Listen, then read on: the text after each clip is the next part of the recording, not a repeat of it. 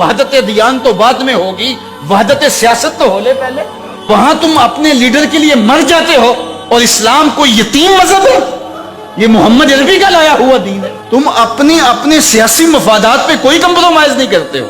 تم کہتے ہو چرچ میں نماز پڑھنے دیتے ہیں، اور وہ جوتے اتار کے نہیں جانے دیتے۔ او میاں، وہ تمہارے لیے ایک کھلونا رکھا ہے، تمہیں بہلانے کے لیے، تمہیں ورغلانے کے لیے وہ رکھا ہوا ہے۔ وہ تو چرچ فروخت کر دیتے ہیں، تو آپ مسجد فروخت کر دیں گے؟ گزشتہ دنوں پاکستان کی قومی اسمبلی کے اندر ایک مندر کی تعمیر کے حوالے سے جب بات چلی تو ایک صاحب نے کہا کہ کسی دین پر کوئی برتری حاصل نہیں ہے کہ میں مغرب میں ایک گرجا گھر میں نماز پڑھی ہے اور انہوں نے مجھے اجازت دی ہے۔ وہ تو چرچ فروخت کر دیتے ہیں، تو آپ مسجد فروخت کر دیں گے؟ وہ اپنا دین ترک کر چکے ہیں، وہ تو ان کی خواہشات کا مجموعہ ہے، تحریف راہ پا چکی ہے، اور انہوں نے ان خواہشات کے نتیجے میں جو مل بیٹھ کے فیصلہ کر لے اس میں وہ اپنی عبادت گاہ کو بیچ دیتے ہیں۔ تو کیا ہم اپنی عبادت گاہ کو بیچ سکتے ہیں؟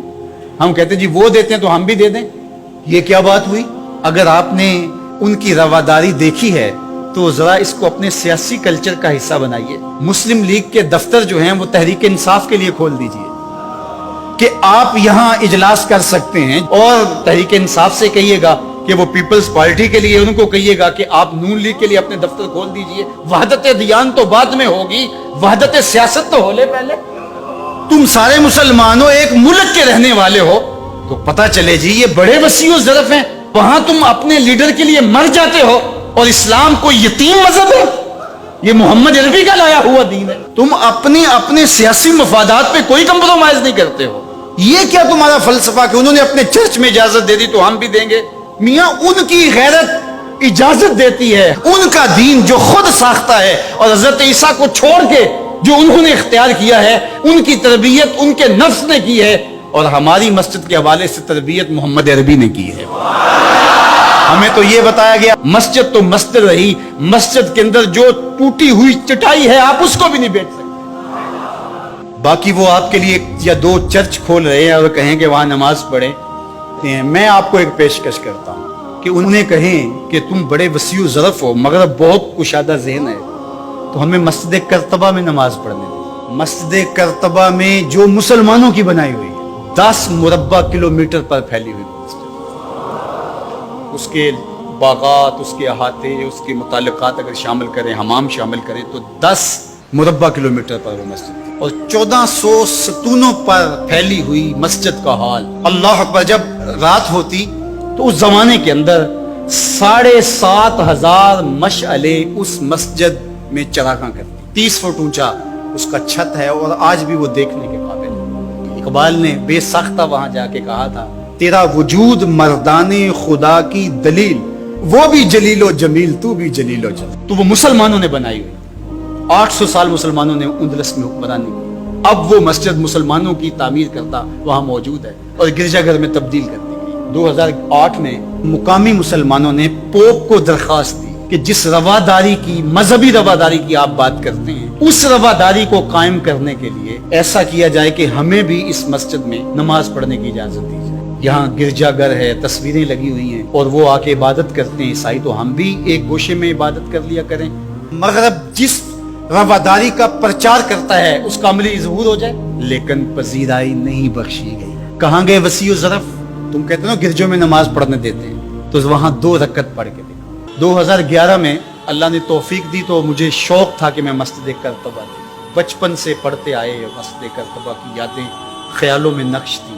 جب میں وہاں پہنچا تو وہ دروازے پہ بتا دیتے ہیں کہ یہاں نماز کی اجازت نہیں ہے۔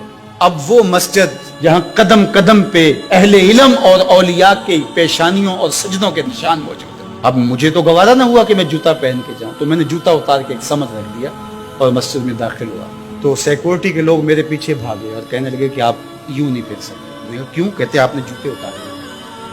تو وہاں تمام مذاہب کے لوگ آتے ہیں، آپ جانتے ہیں کہ ان کے لباس بھی مختصر ہوتے ہیں، تو میں نے کہا انہوں نے تو لباس بھی نہیں پہنے ہوئے تو مجھے اس کی اجازت دیتے کہ میں جوتا اتار دوں، انہوں نے لباس اتارے ہوئے۔ تو وہ کہنے لگے جی نہیں۔ میں نے کہا مجھے بات سمجھاؤ کس طرح۔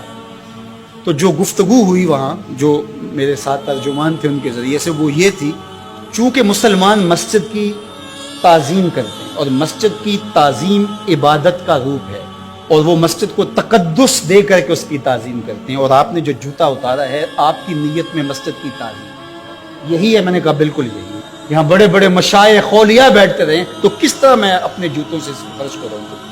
تو انہوں نے کہا جی ہمیں اجازت نہیں۔ تو ان سے بہت کہا، لیکن وہ کہنے لگے یہ ہو ہی نہیں سکتا۔ تو ہم ساری مسجد نہیں دیکھ سکے اور واپس آ گئے، اور 2014 میں پھر دوبارہ جانا ہوا، پھر یہی میرے ساتھ مسئلہ ہوا۔ تم کہتے ہو بڑے وسیع الظرف ہے، میں اپنا تجربہ بتا رہا ہوں۔ تم کہتے ہو چرچ میں نماز پڑھنے دیتے ہیں اور وہ جوتے اتار کے نہیں جانے دیتے۔ او میاں، وہ تمہارے لیے ایک کھلونا رکھا ہے، تمہیں بہلانے کے لیے، تمہیں ورغلانے کے لیے وہ رکھا ہوا ہے۔ انہیں پتا ہے اس سے بہل جائیں گے، اور وہ بھی شور جا کے کریں گے کہ ہماری مسجدوں میں بھی ایسا ہونا چاہیے، ہم بھی وسیع الظرف ہوں۔ وہ تمہیں دھوکہ اور فراڈ دینے کے لیے کیا ہے۔ اقبال نے کہا تھا یہ بظاہر میٹھے میٹھے لگتے ہیں، لیکن ان کا اندر چنگیز سے بھی زیادہ تاریک ہے۔ تو تکلیف اسلام سے ہے۔ وہ چاہتے ہیں کہ یہ تذبذب میں مبتلا ڈھیلے ڈھیلے مسلمان رہیں، خیر سے رہیں۔ ان سے کیا ہماری پریشانی ہے؟ مجھ کو پریشانی ہے تو اس امت سے ہے، اشک شہرگاہی سے جو ظالم کرتے ہیں۔ لیکن مغرب خوش ہے کہ پاکستان میں مندر بن رہے ہیں، عربستان میں مندر بن رہے ہیں، اور اسرائیل کے ساتھ ہم عربوں کے تعلق کو مضبوط کر رہے ہیں۔ لیکن یہ تمہارا ادھورا سا خواب ہے جو کبھی پورا نہیں ہوگا، یہ وقتی ہوگا۔ انشاءاللہ وہ وقت دوبارہ آنے والا ہے کہ پوری کائنات پہ جھنڈا میرے حضور کا ہی ہوگا۔ اس ویڈیو کو شیئر ضرور کیجئے، ہو سکتا ہے آپ کے ایک شیئر سے یہ بات کسی کے دل میں اتر جائے۔ جزاک اللہ۔